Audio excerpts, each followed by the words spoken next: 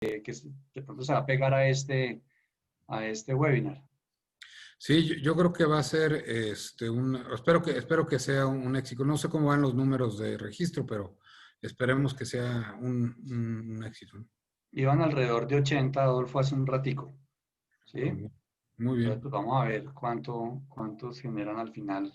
Pues no todos se conectan, ¿no? Entonces, seguramente hay algunos que están entrando y saliendo. Bueno, Es entonces correcto, es vamos a correcto. arrancar de una vez que ya son las 4:30. Dale, dale. Juan, ¿me avisas? Bueno, buenas tardes a todos. Muchas gracias por su puntualidad y por estar presentes aquí en nuestro webinar de hoy de la experiencia mexicana en fiducia. Vamos a esperar un par de minutos que se sigan conectando personas que vemos aquí que están entrando. Entonces, por favor, un poquitico de paciencia mientras entran todas las personas. Igual quería decirles pues que el chat está abierto para ustedes. La persona que tenga algún tipo de pregunta o algún tipo de inquietud durante la charla, pues con mucho gusto la puede ir haciendo a través del chat y ahí vamos respondiéndolas o dentro del webinar o de pronto al final sacamos un tiempo y damos respuesta a las preguntas. Entonces, esperemos por favor un par de minutos y ya arrancamos. Perfecto.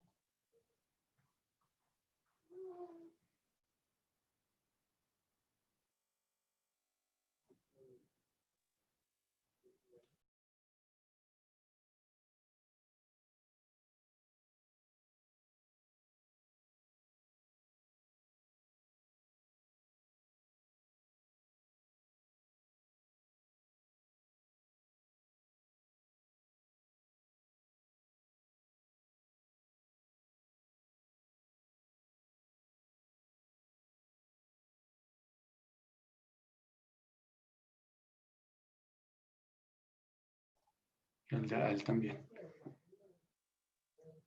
Bueno, entonces, digamos, cumpliendo con el horario para las personas que han sido puntuales con la entrada al webinar de hoy, pues vamos a arrancar y seguramente van a haber algunas personas que se nos irán uniendo en la medida en que vamos avanzando pues en esta reunión. A todos, pues muchas gracias por unirse a nuestros webinars. Como saben, cada semana o cada 15 días estamos haciendo una reunión de este tipo. Es un webinar estilo conversatorio, donde todas las semanas tenemos una persona invitada. En esta ocasión tenemos al licenciado Adolfo González. Él es mexicano, es dueño de una empresa que se llama TM Sourcing y también promotor de una revista que se llama Mundo Fiduciario. Ahorita que hacemos una presentación, digamos, un poco más al detalle de quién es Adolfo. Entonces, lo primero pues que queríamos contarles, como siempre, un poco es de lo que hacemos nosotros aquí en Bitrust. Somos una compañía de consultoría especializada en la industria fiduciaria. Tenemos diferentes tipos de productos, algunos para empresas, unos para personas. Para empresas, pues tenemos formación virtual y formación a la medida. Hacemos capacitaciones como las empresas lo requieran. Si quieren de puntos específicos, hacemos algún tipo de capacitación a la medida de los puntos que requieran las empresas en particular, o si de pronto para sus equipos de trabajo, bien sea para las personas que entran nuevas a la compañía o que ya están en la empresa y que deseen profundizar en más sus conocimientos, tenemos unos módulos virtuales, los cuales pues ponemos a su disposición.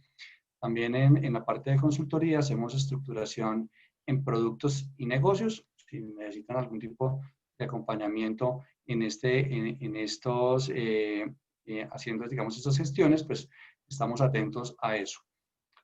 También tenemos una parte donde revisamos los procesos operativos de las empresas, hacemos consultoría y entramos a revisar los procesos y generamos una serie de recomendaciones con un perfil importante y es basado, digamos, en el tema de riesgos. Hacemos también análisis de riesgos, también va incluso dentro de la parte de las capacitaciones. Tenemos unos consultores especializados en el tema de riesgos, por si las empresas necesitan profundizar, aprender, mejorar o implementar un sistema de riesgos, también prestamos ese servicio. Y para las empresas tenemos también un tema de reclutamiento de personal, donde enfocamos además de las personas con base en su experiencia y su hoja de vida, digamos, académica, también hacemos un análisis dependiendo del ser de las personas, de su conocimiento y lo que, como con el set que tienen las personas en su cabeza, hacemos una prospección de la persona para ser mucho más asertivos en esa parte. Ya si usted no es una persona así jurídica, sino que es una persona natural y desea alguno de nuestros servicios, pues también tenemos los mismos de formación virtual, donde hay una parte de introducción básica en fiducia, una parte mucho más profunda que la denominamos fiducia 360 grados, o también puede escoger usted alguno de nuestros módulos, el que más le convenga o el que más sea de su interés.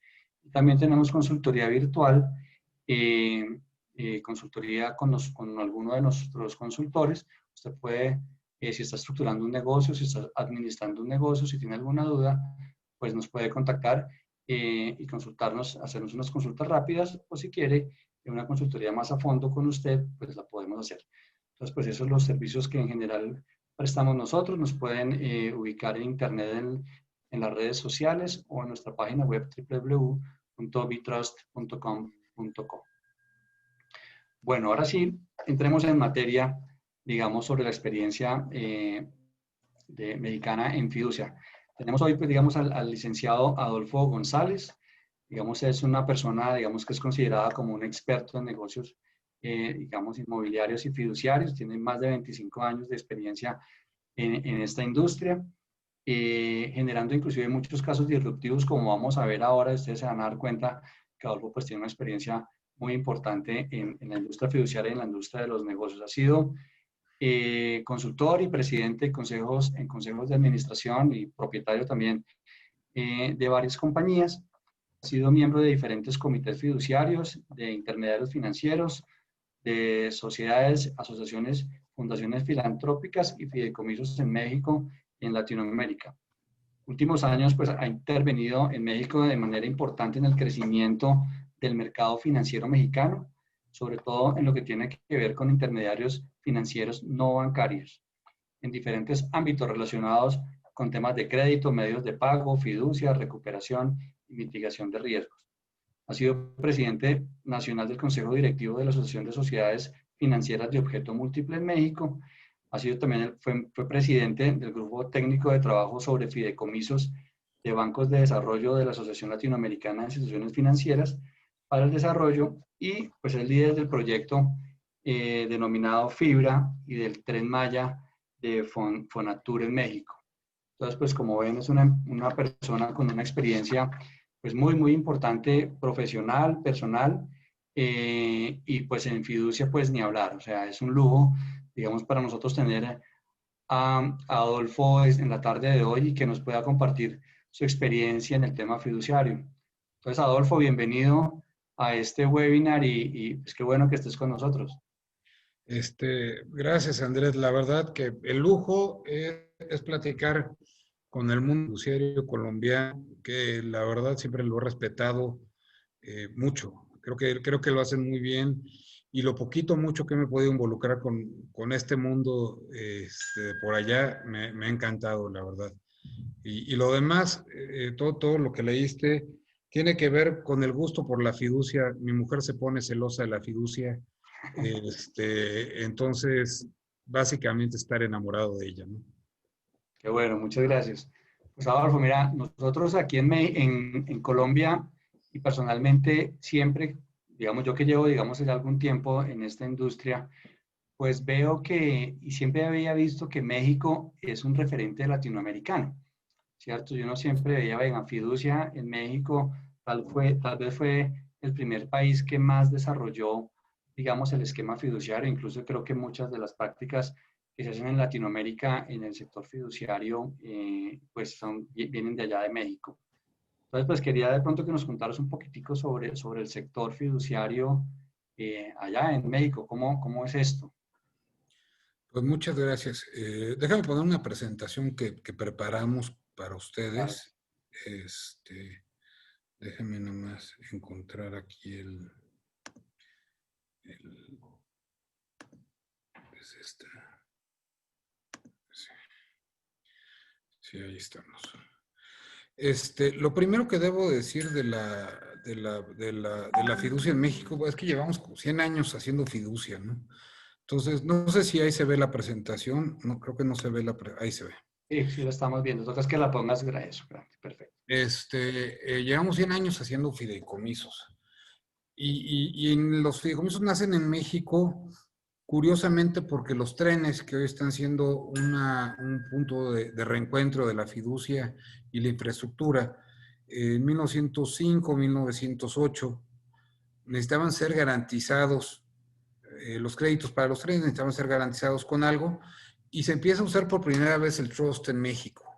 Entonces, pues llevamos más de 100 años usando fideicomisos y quizás por eso este crecimiento con el mercado tan grande que tenemos. Si bien Panamá, ya podemos discutir el tema de cuándo se usó primero el trust en Latinoamérica, yo creo que el hecho es que llevamos muchos años haciendo esto y ha habido muchas lecciones aprendidas, ¿no? Entonces, en esta tesitura tenemos hoy día un mercado cercano a los 502 millones mil millones de dólares en activos administrados. Debo decir que quizás es un poquito menos en virtud de los tipos de cambio que se han movido en México, pero tampoco estamos considerando uno de nuestros fiduciarios más importantes, que sería Banco de México, que solo se dedica a dos negocios fiduciarios, principalmente a temas de arte, donde están grandes colecciones como la de Frida Kahlo y la de Diego Rivera, y a un fideicomiso que presta hacia el campo y que tiene cierto tamaño. Entonces, pero bueno, hablar de 502 millones de dólares es un montón de dinero y de activos que por donde quiera uno está relacionado, la verdad. Me encanta el hablar de esto porque cuando uno está en una cena y le preguntan, ¿y usted qué hace? Hago fideicomisos. Generalmente luego empiezan a hablar de fútbol o de algo diferente, de la película, de las series o algo diferente, ¿no? Cuando en México, al igual que en algunos otros países de Latinoamérica, como es Colombia, todos estamos relacionados de alguna forma con los fideicomisos, ¿no? Si uno se sube al Transmilenio en Bogotá, pues fue un fideicomiso. Los aeropuertos tienen que ver con fideicomisos, pero en realidad no ha permeado como nos gustaría la marca fideicomisos, pero pues vale un montón de dinero, ¿no? Esta cantidad es prácticamente la misma cantidad de acciones o de valor del mercado público que tenemos en México, cosa que me parece que es importante, ¿no? Y nos pone en primer lugar en activos administrados en toda Latinoamérica. ¿Y esto de dónde viene? No, voy a tratar de no ser tan legal, nada más pero me parece que es importante decir que en México tenemos un fideicomiso, que es el que está establecido en la Ley General de Títulos y Operaciones de Crédito, una de nuestras leyes que tiene que ver con el tema financiero y los créditos, y tiene una subclase que es el fideicomiso de garantía. Pero bueno, sigue siendo el mismo fideicomiso. De ahí tenemos algunas partidas donde si tiene naturaleza pública los bienes que entran a él o que son aportados, pues tendríamos fideicomisos privados, fideicomisos públicos, fideicomisos privados con recursos públicos y fideicomisos públicos con recursos privados, ¿no? Pero eso de la naturaleza de los bienes que se aportan. Luego tenemos otra característica que son las titularizaciones o las emisiones, como les llamamos en México, que hay fideicomisos emisores y no emisores. Y luego nuestra legislación fiscal ha hecho varios tipos de fideicomisos o varios apellidos de fideicomisos, como serían las fibras, como serían los fondos de capital de riesgo, que tienen características fiscales cumpliendo ciertas formas, ¿no? Entonces, lo importante aquí de resaltar es que el fideicomiso solo es uno en México. De ahí tenemos muchos productos fiduciarios. Y los productos fiduciarios, en algún momento, con el equipo del banco con el que trabajaba en aquella época, nos pusimos a decir cuántos productos fiduciarios había. Después del 168, decidimos ya no buscar más productos fiduciarios, porque las derivaciones de esto pues, nos iban a matar y no íbamos a hacer mucho, ¿no? Pero básicamente tenemos muchísimos productos fiduciarios y pero solo es un fideicomiso, ¿no? Cuando hablamos del crecimiento que ha tenido el mercado fiduciario, hemos visto que es bastante estable. Aquí, esta joroba que ven, que tuvimos en 1915, 2016 y 2015, este fue un error contable interesante, pero bueno, si ustedes ven, el crecimiento ha sido continuo, nunca hemos dejado de generar fideicomisos y se sigue alimentando la fiducia en México. Esta fiducia hoy día la pueden hacer prácticamente todas las figuras de intermediarios que tenemos, intermediarios financieros, desde quizás los bancos, que son los que tienen mayores facultades.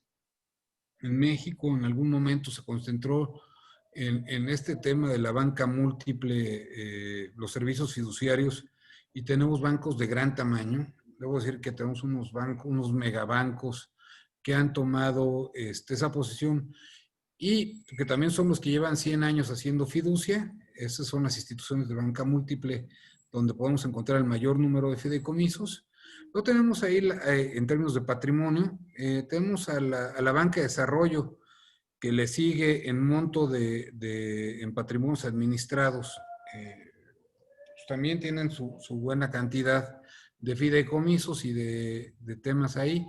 Seguramente ustedes, si tienen ahí en Google o tal alguna forma de que les reciban noticias de fideicomisos, habrán visto que en México hay ahorita toda una tendencia a la desaparición de fideicomisos públicos. Estos se refieren a aquellos fideicomisos que no tienen estructura, que es decir, que no tienen trabajadores, y que básicamente la Secretaría de Hacienda, nuestro Ministerio de Hacienda, pues tenía para mantener pues ciertos programas. Y lo que está haciendo básicamente el Estado es regresando a las arcas centrales esos dineros. Entonces, no es que se haya desaparecido la fiducia pública, las bancas de desarrollo seguirán teniendo un montón de fideicomisos y un desarrollo importantísimo en ellos, y debo decir que lo hacen muy bien. Tenemos instituciones como NAFIN, Nacional Financiera, y Banobras, que hacen temas de infraestructura increíbles. Pero bueno, esos son como el primero y segundo lugar hablando de instituciones financieras. Luego tenemos a las casas de bolsa, que hace sobre todo temas de emisiones.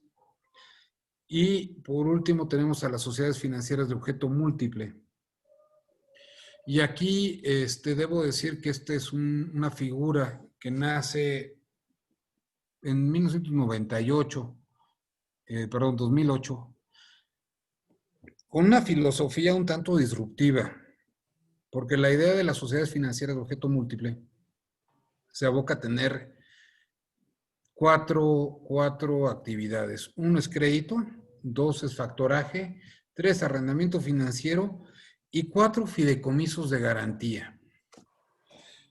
Y bueno, de 2008 a la fecha pues han ido creciendo el negocio fiduciario, y la regulación de estas sociedades financieras de objeto múltiple, la verdad es mucho más tendiente a lo que tenemos en Estados Unidos o en los lugares de common law, de cómo funciona el trust. La verdad no está tan cargado al tema de capital, está más cargado al tema de confianza y el management o el equipo que manejará los fideicomisos o este vehículo. Y como no pueden captar dinero, no pueden recibir dinero del gran público inversionista, y si lo hacen se convierten en sociedades financieras de objeto múltiple reguladas, cambiando ahí, entrando, y tienen que ya empezar a usar temas como Basilea, han hecho que en particular en esta figura, la fiducia se haya modificado y uno de los términos que cuando me hiciste la invitación, Andrés, se comentó, era el término de fiduciario independiente. Y yo pensaría que estos son los fiduciarios más independientes que tenemos, aunque en México también hay casas de bolsa que no pertenecen a un grupo financiero y tienen su negocio fiduciario, algunas almacenadoras, algunas afianzadoras. Entonces, más bien ahí yo hablaría de quizás la forma más fácil de establecer una fiducia en México, un fiduciario en México, es a través de la sociedad financiera de objeto múltiple. Pero, Adolfo, pero igual ese tipo de entidades están vigiladas y tienen la misma regulación que las instituciones de banca múltiple y de las de desarrollo, banca de desarrollo. No, o sea, bueno, en una parte sí y en otra no.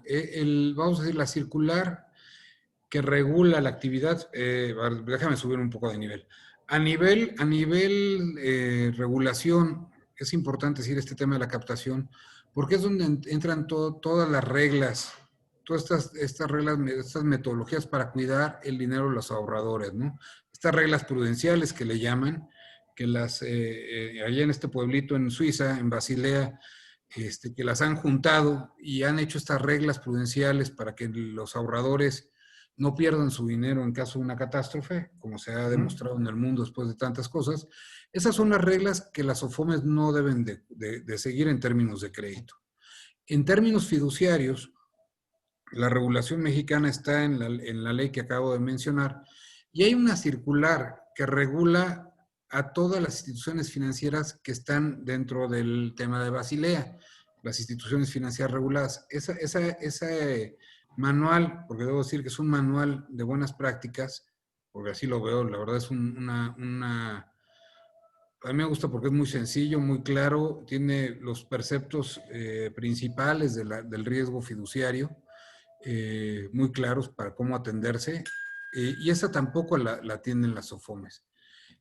Las OFOMES, como van contra el dinero de los socios directamente, pues prácticamente esta parte no le aplica. Lo que sí le aplica a las OFOMES son temas de servicios financieros, del servicio como a los usuarios de los servicios financieros, que en México hay toda una regulación al respecto, y todo lo que tiene con prevención de lavado de dinero. Entonces, en realidad, vamos a decir que la parte prudencial es la que no les aplica a las OFOMES, básicamente. Okay.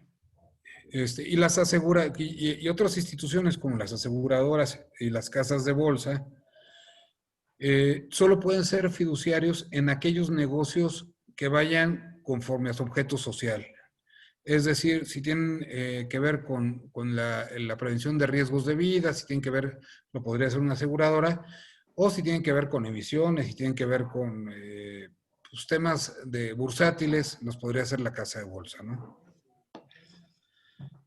Ya cuando pasamos al número de fiduciarios en México, debo decir que hemos tenido un crecimiento brutal y ahí es donde vemos que las sociedades financieras de objeto múltiple pues ya son prácticamente el 50% del negocio fiduciario en México, si lo vemos por número de individuos.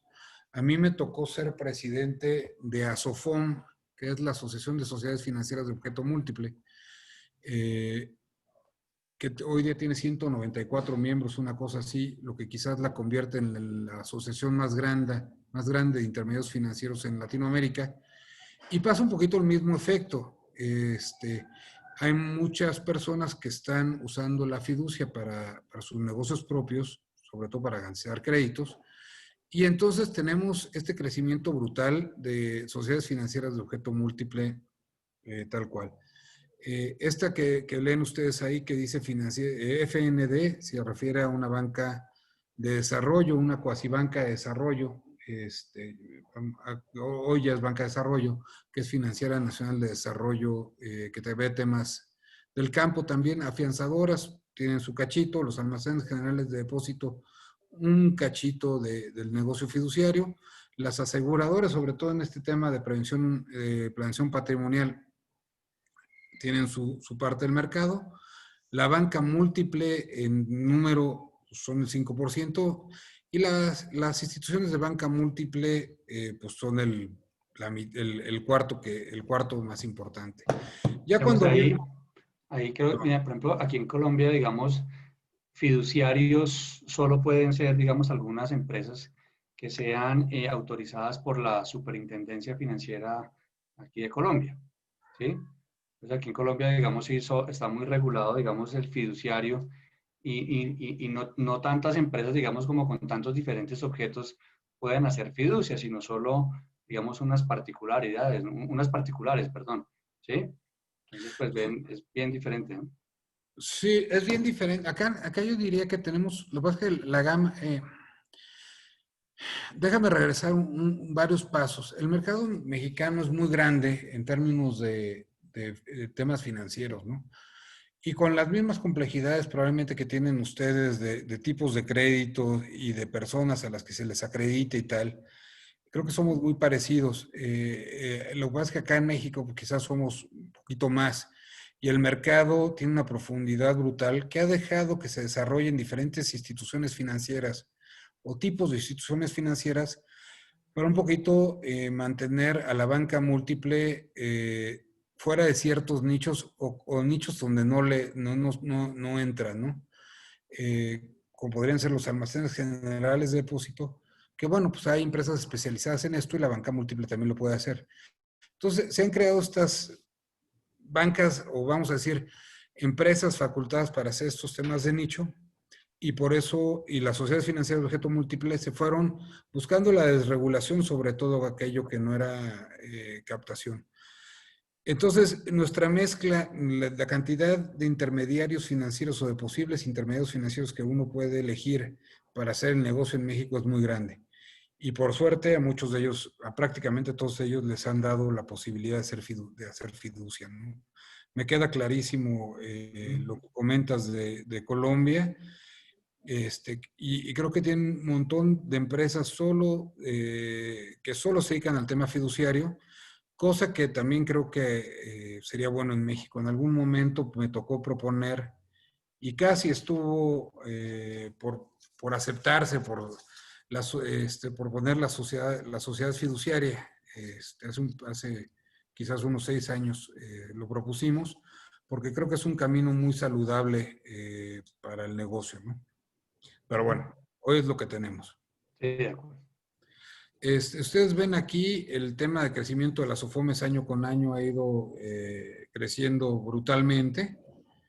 Eh, los bancos y la banca de desarrollo pues se siguen manteniendo como los mismos que son. Y bueno, aquí hablando un poquito de los patrimonios gigantescos que tienen algunos intermediarios, tenemos unos movimientos muy grandes de patrimonios administrados. Cibanco ha comprado mucha cartera, ha comprado varios intermediarios por la cartera fiduciaria. Ahorita acaban de adquirir quizás otros, que serían otros 20,000 millones de dólares de, de Deutsche Bank, pero bueno, han ido creciendo sus carteras en forma estrepitosa, otros han ido disminuyendo, pero bueno, pues estos son los grandes jugadores, yo le digo, los megafiduciarios en México, ¿no? Nacional Financiera y Banobras, Nafin y Banobras son empresas de banca de desarrollo y todos los demás son banca comercial, que se ha orientado principalmente a los negocios corporativos de gran envergadura y a las titulaciones o emisiones, como lo comentábamos, ¿no? Si vemos cuáles son las tendencias de los productos fiduciarios en México, tenemos un tema claro de planeaciones patrimoniales. Sin duda, todo el mundo está preocupado cada vez más por su patrimonio y lo que las planeaciones patrimoniales nos pueden dar. Tenemos el tema de todos los fideicomisos que están relacionados con los financiamientos, tanto los de administración y pago como aquellos que garantizan, esperen un segundo, perdonen,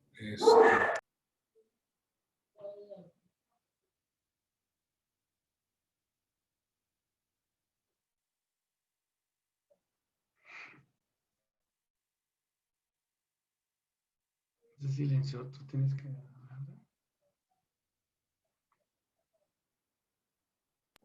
Perdonen, es que esto de estar de repente en casa con la pandemia, están Sí, los perros, nada que hacer. uno ya sabe quién tiene perro y quién tiene niños y... Y todo, ¿no? Y pasan los perros del vecino, que yo creo que son coquetos, y les hacen acá.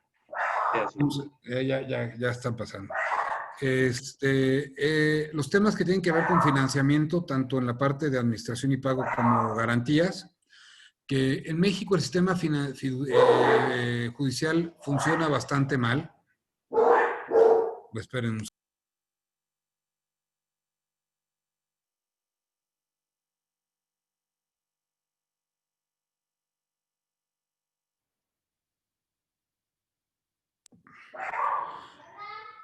híjole, no se van.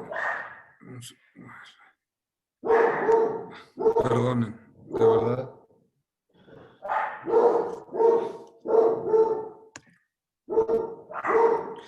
A ver. Yo creo que... Sí, a ver, voy a tratar de.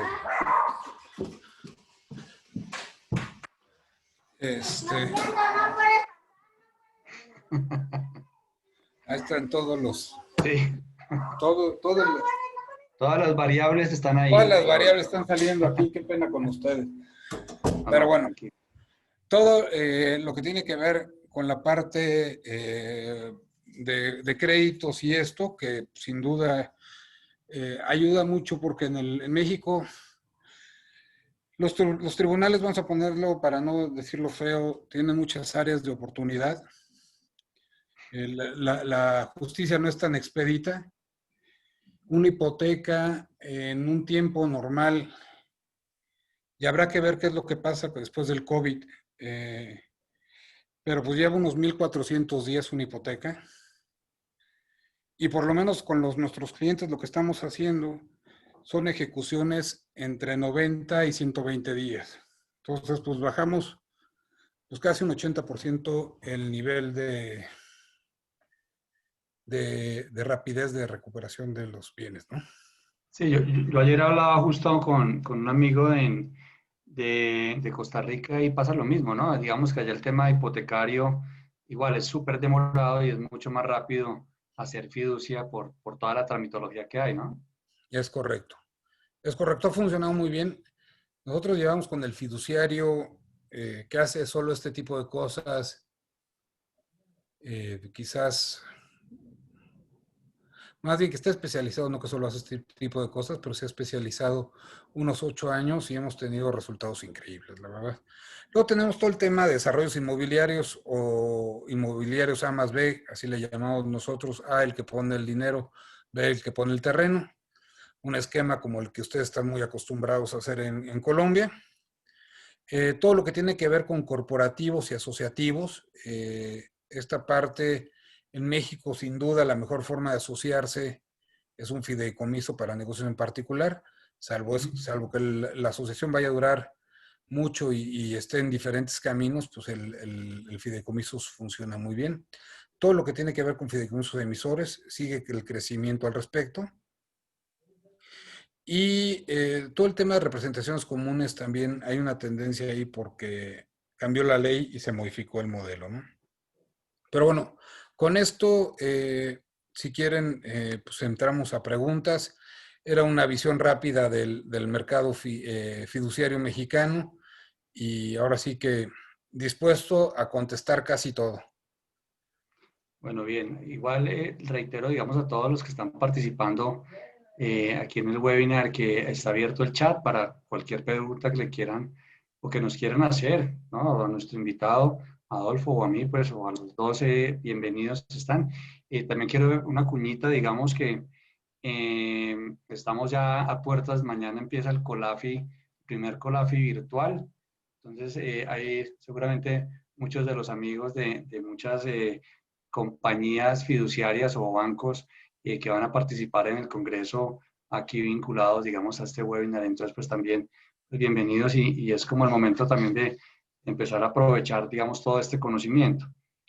Pero yo te quería hacer una primera pregunta, Adolfo, Eh, ¿Cómo es o cómo fue la evolución, digamos, en los últimos años en México de ese crecimiento, digamos, tan grande de negocios? Es decir, uno veía aquí en Colombia, por ejemplo, y lo veíamos en otro webinar con un amigo que también estuvo, digamos, aquí acompañándonos, donde nos contaba que en Colombia, por ejemplo, la historia de la fiducia empezó, digamos, con el tema inmobiliario para centros comerciales, y después empezó a abrirse en muchos otros tipos de fideicomisos, ¿sí? Un poco en México, ¿cómo fue como esta historia? O sea, venía, digamos, desde la parte, como nos explicabas, digamos, desde hace años con los trenes, pero ¿qué pasó? O sea, ¿cómo fue un poco esa evolución allá? Pues déjame hacer como pasos gigantes para no aburrir con temas históricos y llegar, si quieres, a lo que a mí me ha tocado vivir. En 1900, al principio del siglo pasado, nace con esto en 1932, si mi memoria no me falla, por fin entra la fiducia a la legislación mexicana y de ahí se ha venido desarrollando en prácticamente pues todos los campos, ¿no? Cuando a mí me dicen, hablan del crowdfunding, pues yo digo siempre, pues es un fideicomiso donde tenemos varios fideicomitentes y se hace un fin en común. Eso lo venimos haciendo pues prácticamente ya casi también desde hace un siglo. Y quizás lo más importante que se ha dado en el siglo XXI respecto a la fiducia es este cambio de paradigmas de la cantidad de fiduciarios que hay y los servicios que se dan, ¿no? Cada fiduciario se va especializando en diferentes tipos de servicios. Eso quizás es la principal nota que yo vería. Y entonces tienes fiduciarios que se han especializado en algo muy particular y se vuelven los mejores en ese sector en particular. El tema de los sistemas y pues sin duda han ayudado mucho a mejorar el servicio que se tenía. En México se tuvo un momento donde decía que la fiducia era, el servicio era malo, eran muy caros y eran muy lentos. Creo que eso hemos mejorado brutalmente.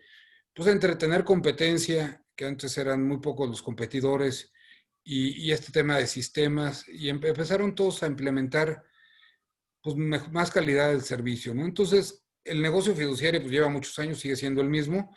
Sin embargo, la forma de prestarlo creo que es lo que ha mejorado sustancialmente en México, ¿no? Sí, sí. Los temas de infraestructura sin duda han sido un parteaguas y la parte corporativa, esta parte de emisiones, pues han hecho también que el mercado crezca brutalmente, ¿no? Incluso aquí César, un colega fiduciario, nos dice pues que en los fideicomisos en garantía, incluso el tema impositivo, digamos, es muy beneficioso allá en México, a diferencia, digamos, que de Colombia, donde la fiducia en garantía, digamos, riñe con la hipoteca, pues que es la competencia como directa, porque pues aquí casi que es más barato hacer hipoteca que fiducia en garantía. Entonces, pues, tú hablas de los costos, pero también hay una serie de beneficios tributarios, según entiendo. Bueno, en México, en México la tendencia fiduciaria es que sea el fideicomiso es transparente fiscalmente. Es decir, fiscalmente no existe el fideicomitente o el que tenga, si el fideicomitente pierde el derecho de reversión, es decir, ya no puede regresar esos activos a su patrimonio de ninguna forma, es donde se da la enajenación y es donde se da el cambio de propietario fiscalmente, ¿no? Entonces, sí, funciona, en la parte fiscal es transparente como si no existiera. Ujú. Y creo que lo más importante es la rapidez, ¿no? Este tema de la hipoteca, ahora también hemos usado mucho en la oficina una cosa que le llamamos conmediación, que es llegar a cosa juzgada frente a un particular. Hemos hecho también ahí hipotecas mediadas, le llamamos, pero la transmisión de la propiedad con el fideicomiso al acreedor es contundente, ¿no? La verdad. Entonces, creo que ese es lo que más ha llamado la atención. Y obviamente también los costos. Al tener tantos fiduciarios haciendo esto, pues los costos se vuelven, pues sí, sí cuesta, pero no cuesta una fortuna, ¿no? En particular nosotros tenemos una filosofía de que a los intermediarios financieros les cobramos muy poquito, casi nada, y a los que les cobramos es a los que incumplen, ¿no? Entonces, a eso sí les cobramos muy bien.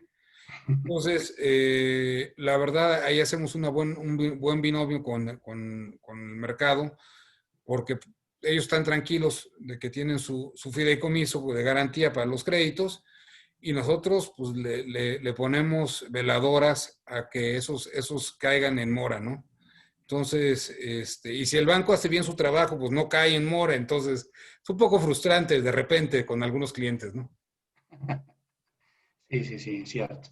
Bueno, por aquí, aquí nos pregunta, una persona dice, buenas tardes, ¿es saludable para un área de fideicomisos fortalecer la imagen del mandato o administraciones de flujo que el producto de fideicomiso como tal?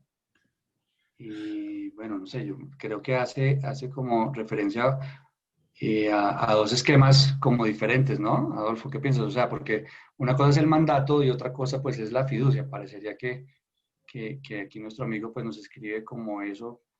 Sí, yo Yo creo que creo que pues son esquemas totalmente diferentes y todo dependiendo también de la normatividad de cada país, ¿no? sí, bueno, yo creo que son naturalezas diferentes, ¿no? O sea, figuras jurídicas diferentes. Sin duda los mandatos funcionan bien, pero quizás valdría la pena que luego tengamos una plática con él para entender bien la pregunta, pero creo que es como hablar del arrendamiento financiero y el arrendamiento, ¿no? Que Sí, podrían ser lo mismo, pero se parecen, pero no son lo mismo, ¿no? y depende cuál sea la finalidad que se busque con el fideicomiso, ¿no? Porque si es una garantía, pues tal vez el mandato no es la mejor herramienta para eso. Bueno, ahorita hay otras preguntas, ahorita seguimos con las preguntas, pero para avanzar un poco con la presentación tuya, Adolfo, tú fuiste fiduciario, digamos, trabajando en fiduciarias y después decidiste, digamos, separarte y abrir tu propia empresa. Entonces, cuéntanos un poquitico en TM Sourcing, qué es lo que hacen ustedes allá y cómo funcionan ustedes, porque si bien ustedes no son fiduciarios, están súper metidos, digamos, con el tema del sector financiero y de la industria y generas mucho movimiento ahí tú como empresa. ¿Por qué no nos cuentas un poquitico cómo funciona eso? Mira, ahorita que tocaste el Colafi, siempre me recuerdo del Colafi, porque TM Sourcing nace en un Colafi que hubo en Guatemala hace 12 años. Eh, Me encontraba yo con 8 compañeros mexicanos en una mesa, escuchando a alguien que hablaba de diferentes problemas que los 8 mexicanos teníamos, y luego me percaté que las 350 personas que estaban ahí tenían los mismos problemas y que no había nadie que ayudara al tema, ¿no? Mercados muy grandes, fiduciarios muy grandes, y no había alguien especializado en esto. Me hice ahí socio o buen amigo de la familia Falconi, que son los que tienen este sistema llamado Gestor. Eh, y empezamos a solucionar los problemas que veíamos que tenían los fiduciarios, ¿no? Esa parte de la consultoría, muy parecido a lo que tú estás haciendo en Colombia, pues lo empezamos a hacer, empezamos a darnos cuenta que había ese nicho de oportunidad y empezamos a desarrollar las cosas. En aquel momento teníamos 4 líneas de negocios o 4 temas. Uno que era ingeniería fiduciaria, donde ayudamos a hacer fideicomisos. La segunda, outsourcing a fiduciarios, donde éramos middle y back office de fiduciarios, o somos middle y back office de fiduciarios. Temas de planeación patrimonial y lo que tiene que ver con la revista Mundo Fiduciario que la lanzamos y los encuentros fiduciarios, que son eventos que hacemos cada año. Quizás este año cambie nuestro formato, pero lo hacemos cada año. Esto nos llevó, sobre todo en la parte de outsourcing fiduciario, en algún momento a meternos a no querer tener clientes que no hicieran procesos de prevención de lavado de dinero, aun cuando no era requerido por ley en aquel momento. Nosotros dijimos, no queremos tener un problema, entonces si un cliente nuestro quería ser nuestro, pues tenía que atender temas de prevención de lavado de dinero, por lo menos los que nosotros le poníamos. Esto hizo que sobre todo en las uniones de crédito en México y las OFOMES, cuando entró la regulación de lavado de dinero, hiciéramos ahí una carrera muy importante que lleva 10 años, sí, 10 años, en temas de prevención de lavado de dinero, y ha ido muy bien, la verdad. Tenemos muy buenas cosas. Luego nos metimos a procesos de crédito, donde hicimos también lo nuestro. Estructuración y fondeo, cuando juntas la parte financiera y esta tecnología fiduciaria, se vuelve sumamente potente. Luego terminamos administrando no solo el back office, el middle y el back office, sino también intermediarios financieros completos, end-to-end. En algún momento de nuestra historia fuimos emisores de tarjeta de crédito y, en fin, hicimos un montón de servicios. Y llegó un momento donde, como adolescentes, no sabíamos quién éramos, porque nuestra idea de ser 100% fiduciarios y este amor que yo le tenía a la fiducia, pues ya no caía con muchas áreas que tenemos hoy día. Y lo que decidimos es que nuestra visión o nuestra promesa de marca básicamente es ayudar a tenedores de activos, desde familias hasta fondos o instrumentos generales, a solucionar problemas que puede tener el tener muchos activos, ¿no? Porque un family office tiene los mismos problemas que un fiduciario o que un fondo de inversiones, ¿no?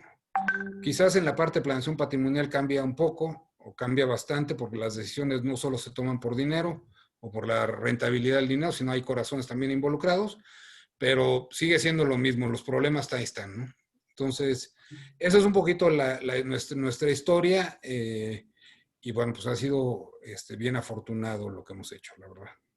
No, pues que bueno, yo sí siempre te he visto, digamos, muy activo en los diferentes colafis que yo también he tenido la oportunidad de participar y pues hombre, pues felicitaciones y pues eres un referente definitivamente. No, gracias, gracias. Otras preguntas que nos hacen por acá. Jorge Mario nos pregunta, ¿tienen las fiduciarias en México la potestad legal de administrar y comercializar fondos mutuos? No, no. Los fondos de inversiones, que aquí se llaman así, tienen está limitante formalmente, es un delito. Los fideicomisos pueden tener muchos fideicomitentes, incluso adherentes, siempre y cuando no hagan su publicidad al gran público inversionista, si no esté plenamente identificado el fideicomitente a la hora de incluirse al fideicomiso. Entonces, no tenemos ese tema. Bueno, otra pregunta que nos hace Reina Cruz dice, pues, muchas gracias por toda la información, excelente exposición. Ahí te echan flores, Adolfo, de tu presentación. Dice, mi pregunta es en relación con los fideicomisos que se han utilizado para la adquisición de inmuebles y por lo mismo los beneficiarios de la adquisición no se consideran a sí mismos sujetos obligados del artículo 17, fracción quinta. ¿Cuál es su opinión, tomando en cuenta la reforma de la ley que está por entrar? Ahí sí desconozco el tema. Este, sí, a mí también me gustaría, no podría contestar eso, ¿no? Ok, perfecto. No, Entonces, no, pues, no, no, no lo tengo tan claro. Lo cierto, o sea, quizás a lo que se refiere es que el artículo 14 del Código Fiscal de la Federación habla de este tema de enajenación, ¿no? Y creo que el concepto es bastante claro. En la ley del Distrito Federal, o de la Ciudad de México, perdón, antes Distrito Federal, existe ese candado, esa parte de convertirse en los responsables fiscalmente, los fideicomisarios, pero no nos sabría contestar a ciencia cierta, la verdad. listo. Entonces, más bien de pronto invitamos a Reina que nos escriba y si quiere a vuelta de correo, más bien profundizamos un poco las preguntas y tal vez le Correcto. podemos dar alguna respuesta un poco más precisa.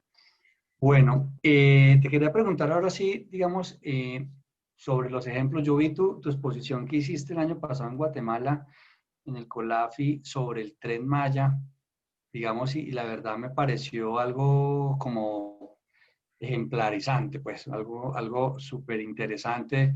Y también, pues, sé que, digamos, los que hemos visto algunas presentaciones de los casos mexicanos, el tema de las fibras, que de pronto incluso algunas personas pueden haber oído qué es fibras, pero pues no saben al final el detalle qué es. Entonces, no sé, ¿por qué no aprovechamos este último rato, digamos, de tu intervención, Adolfo, a que nos cuentes un poquitico como esa experiencia que sé que tú has participado y estás liderando muchos esos temas? Bueno, la parte de las fibras es algo que ya se hacía lo hacen ustedes. estoy seguro, lo he visto, que son fideicomisos que tienen inmuebles y los rentan, básicamente, ¿no? Las fibras vienen de la copia, y debo decir un primer ejercicio mal copiado de los REITs en Estados Unidos, de los Real Estate Investment Trust, que en 1960 por allá nacen buscando levantar el negocio inmobiliario donde las garantías valían menos que los créditos otorgados para ellas. Una cosa que pasó en Estados Unidos. Mucha gente a punto de suicidarse, y esos que están a punto de suicidarse hoy son dueños de miles de metros o de pies rentados, ¿no? Entonces, son vehículos fideicomisos donde se les impone inmuebles y se genera ahí las rentas de estos inmuebles. Estos REITs en algunos casos se colocan públicamente, y fue lo que básicamente se trató de hacer con el tema de Fibras. Fibras es una marca, no, es un fideicomiso que tiene ciertas ventajas fiscales si cumple con la normatividad de la ley del impuesto sobre la renta al respecto, ¿no? Básicamente. ¿Cuál es una de estas cosas que tienen que emitir en mercados públicos? Es decir, en mercados reconocidos para México. Los certificados, los valores que emiten estos vehículos son certificados bursátiles fiduciarios, y estos tienen que estar negociados en mercados reconocidos. Y obviamente, estando en mercados reconocidos, pues reciben dinero del gran público inversionista, y se pueden hacer de más inmuebles y rentar más, y sucesivamente. Y llegan a tener una cantidad de bienes increíbles. Quizás en México debemos de tener más de 20,000 cuartos de hotel en estos vehículos. Quizás más no me atrevería, pero pues un par de centenas de millones de metros cuadrados en rentas. Toda la parte turística de allá se hizo así, ¿no?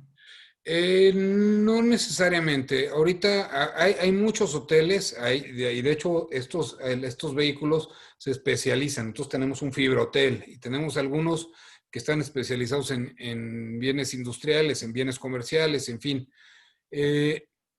Muchos de los hoteles pueden estar, el inmueble puede estar en las fibras, pero lo que se decidió con el tema del Tren Maya fue buscar una forma, y te agradezco, si bien la parte de mucho de la idea, me ha tocado empujar mucho este tema en Fonatur. El que expuso fue Alejandro Varela, el director jurídico de Fonatur, pero bueno, sin duda estábamos muy involucrados, hemos estado pues liderando parte de esto ahí.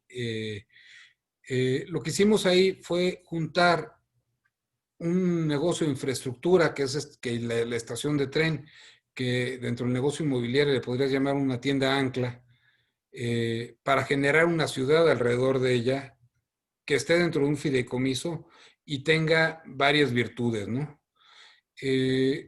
Primero hablaremos yo hablaría de las teorías de inversión. Lo primero sería tener la protección de activos. Ustedes saben que toda ciudad tiene activos que son especiales, que difícilmente se deberían de vender.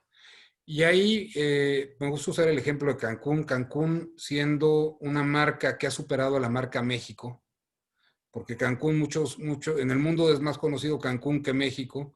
Pues obviamente los frentes de playa son activos especiales, son activos codiciados, ¿no? Entonces, si en lugar de que Cancún se hubiera vendido, se hubiese rentado, quizás ahorita iríamos en la tercera o cuarta vuelta de los contratos de arrendamiento, y se hubiera rentado barato, se vendió barato, y la plusvalía que tuviera el fondo pues sería impresionante. Para darles un número, Cancún ha incrementado el precio del metro promedio en la isla, pues una isla, y esto incluye la calle principal y los parques, y en fin, no solo los frentes de playa, en aproximadamente 6,225% en dólares de 1974 a 2017. Entonces, si esto lo hubiéramos manejado como un centro comercial, como pasa con lugares como Vail o como Orlando, pues tendríamos Un lugar es con un solo administrador, una sola forma de administrar, un órgano de administración, con unas anclas buenísimas.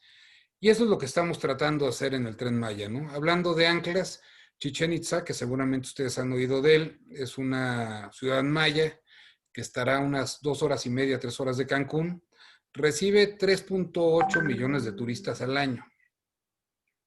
Y lo triste es que hay menos de 100 llaves de hotel alrededor de este polo, de esta ancla que atrae tantos turistas, ¿no? Entonces estamos dejando ir a muchas personas que se podrían ahí pasar una noche y tener alguna experiencia y tal, para que funcionara. Entonces lo que hicimos fue juntar experiencias de muchos lados del mundo, usando la figura del fideicomiso como el modelo asociativo, que a la hora también de que sube a ser un vehículo público, obviamente tiene que tener temas de buen gobierno corporativo, temas de anticorrupción, temas de prevención de lavado de dinero, en fin, todos los temas que se necesitan para tener un negocio financiero de ese tamaño, y matamos muchas pues, malas prácticas o historias tristes que pasaron en el negocio inmobiliario, democratizando el mismo, porque a través de un vehículo de estos, Juan, un mesero que haya trabajado duro una noche, con $100 puede ser dueño del .000,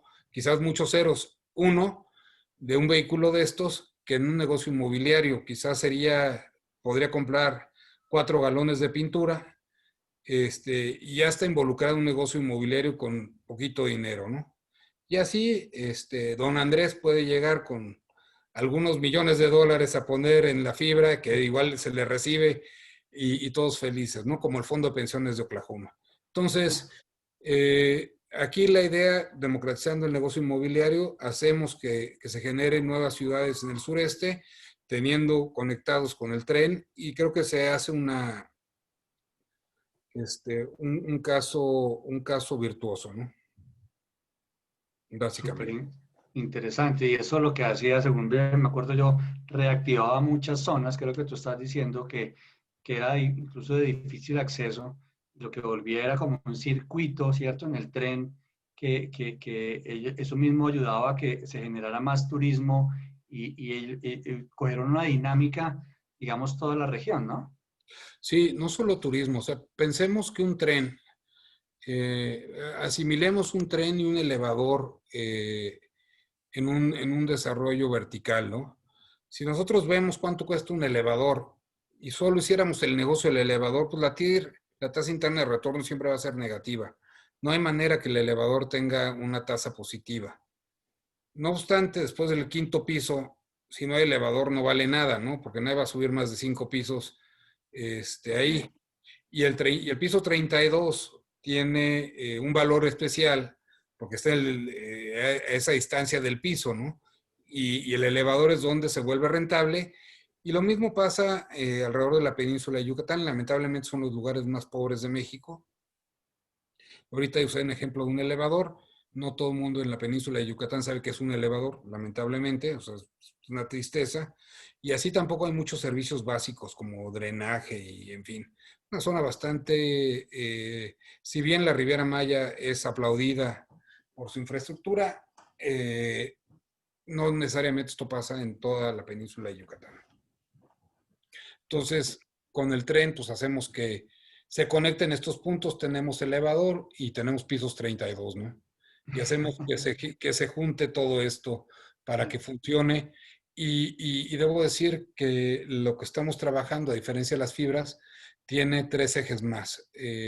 Las fibras tienen la virtud de buscar dinero, y los FIDIs, que así le estamos poniendo a esto, tienen que tener también un componente social, un componente cultural y ser amigables con el ambiente, ¿no? Entonces tenemos un beneficio social y un beneficio económico a la hora que alineamos al Estado y los particulares a través del fideicomiso para lograr cosas majestuosas como estas que pretendemos, ¿no? Es súper interesante y ojalá se pudiera copiar eso en tantos países de Latinoamérica que necesitamos ese tipo de iniciativas, ¿no? Aquí también en Colombia yo creo que pues se ha evolucionado bastante en los modelos de infraestructura que siempre llevan por dentro, digamos, el tema fiduciario, pero pues todavía falta mucho, ¿no? nuestros países latinoamericanos nos falta mucho crecimiento aún de infraestructura y yo sí creo, pues, y así están las muchas legislaciones, que el negocio fiduciario es ideal, así como lo han concebido ustedes, ¿no? Integrando, digamos, a todos los actores de la cadena. Correcto. Y esa es creo que la regla clara, el fideicomiso nos da la suficiente flexibilidad para alinear intereses. Y Así es. las reglas de los negocios quizás giran alrededor de tener intereses conjuntos y no tener conflictos de interés a través de buen gobierno corporativo. Quizás son los dos elementos clave para que las cosas salgan. Ya si es chiquito o grande, pues eso será la visión de que cada quien ponga en la mesa, pero si a través del fideicomiso ponemos las reglas suficientes para que esto se dé, pues será afortunado, ¿no?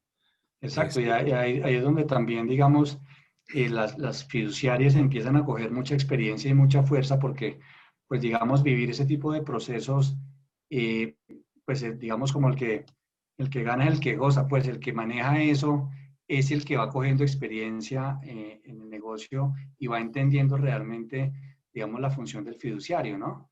correcto. Pues, al haber tantas, digamos, tantos actores y cada uno como puede ser jalando para su lado, digamos, el fiduciario tiene que ser, digamos, un monolítico que está muy, muy fuerte, interactuando con todos, pero también haciendo, digamos, su papel de fiduciario en forma adecuada, ¿no? Sin duda. Sí, sin duda.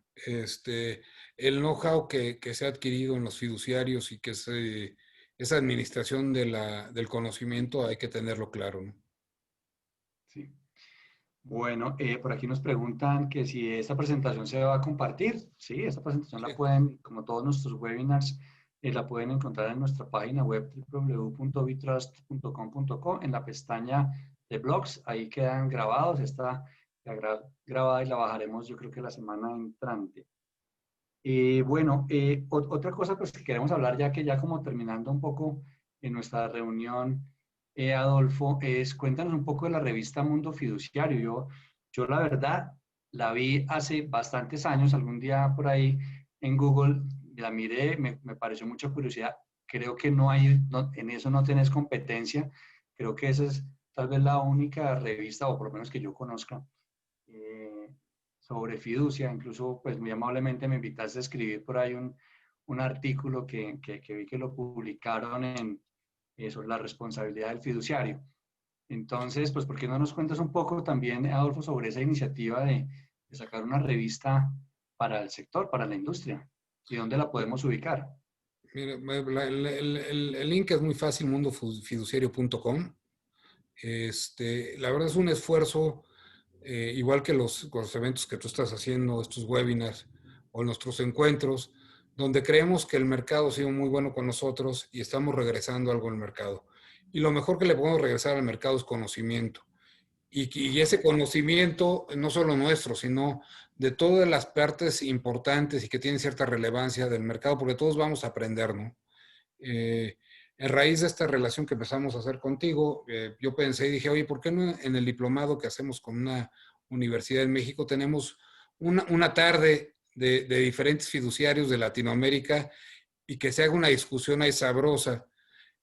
Porque lo que mejor o lo que creo que más alimenta al alma es el conocimiento y conocimiento de lugares donde hacemos lo mismo, pero siempre es diferente, ¿no? La sopa, que para el caldo de pollo, que parece algo muy sencillo, pues de todos lados sabe diferente, puesto que el agua es diferente, puesto que los pollos comen cosas diferentes. Entonces, si bien es caldo de pollo, creo que podemos hacer, fue regresarle al mercado un poquito de lo nuestro, alimentado del propio mercado que tiene ganas de platicar.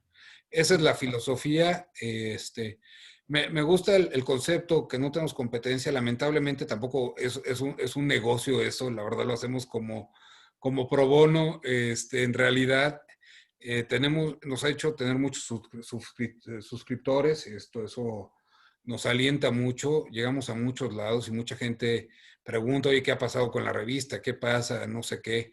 Estamos ahorita volviendo reacomodando los artículos que sobre fiducia debemos de tener unos 250 artículos. Unos más buenos que otros y otros peores que otros, sin duda, pero pues no ponemos filtro a lo que la gente quiere decir.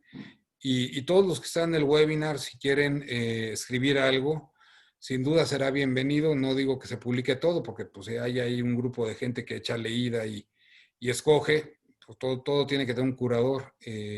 Pero siéntanse cómodos de escribirnos y proponer, ¿no?